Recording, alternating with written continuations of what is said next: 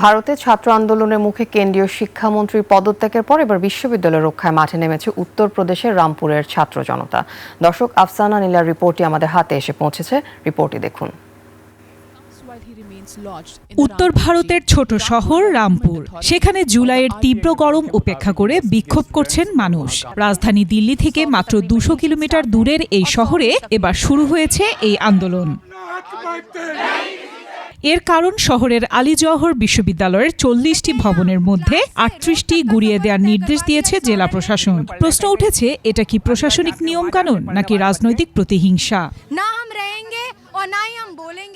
British বিরোধী আন্দোলনের মহান বিপ্লবী মোহাম্মদ আলী জওহরের নামে 2003 সালে বিশ্ববিদ্যালয়টি প্রতিষ্ঠা করেছিলেন প্রখ্যাত মুসলিম রাজনীতিবিদ ও সমাজবাদী পার্টির নেতা আজম খান। বর্তমানে 250 একরের এই ক্যাম্পাসে প্রায় 3000 শিক্ষার্থী পড়াশোনা করছেন। কিন্তু গেল 15 জুলাই রামপুর উন্নয়ন কর্তৃপক্ষ RDA এক নির্দেশিকায় দাবি করে এখানকার মেডিকেল কলেজ সহ মাত্র 2টি ভবন বৈধ, বাকি 38টি ভবনই নাকি অবৈধ।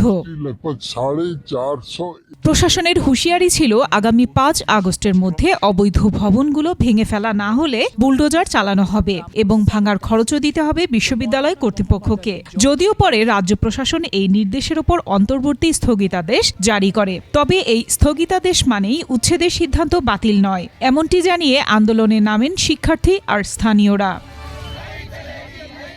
যোগী আদিত্যনাথ সরকার ক্ষমতায় আসার পর থেকেই সমাজবাদী পার্টির প্রতিষ্ঠা আজম খানের বিরুদ্ধে জমি দখল ও জালিয়াতি সহ প্রায় 100টি মামলা দায়ের করা হয়।